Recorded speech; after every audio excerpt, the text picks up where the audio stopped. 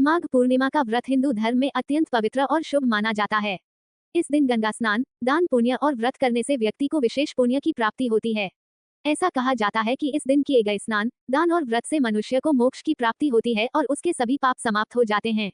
इस व्रत की कथा इस प्रकार है।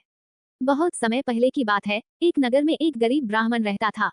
वह अत्यंत धार्मिक प्रवृत्ति का था और भगवान विष्णु का परम भक्त था।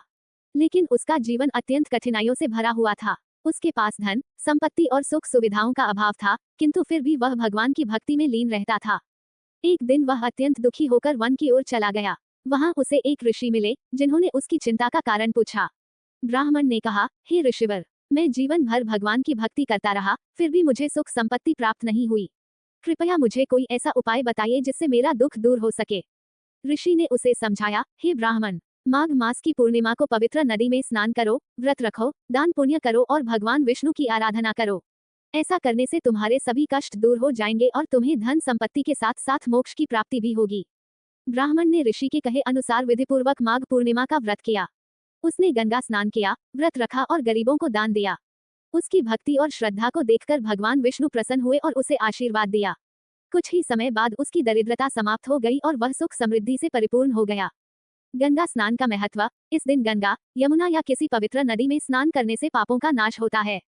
दान पुण्य। गरीबों को भोजन, वस्त्र और धन का दान करने से अक्षय पुण्य की प्राप्ति होती है। भगवान विष्णु की पूजा। इस दिन श्रीहरि की उपासना करने से समस्त दुख दूर होते हैं। तुलसी का पूजन। तुलसी माता की पूजा करने से घर में सुख शांति बनी रहती है। प्रातः जल्दी उठकर स्नान करें और पवित्र नदी में स्नान का संकल्प लें। भगवान विष्णु और मां लक्ष्मी की पूजा करें। पूरे दिन उपवास रखें या फलाहार करें। जरूरतमंदों को दान दें और कथा का श्रवण करें।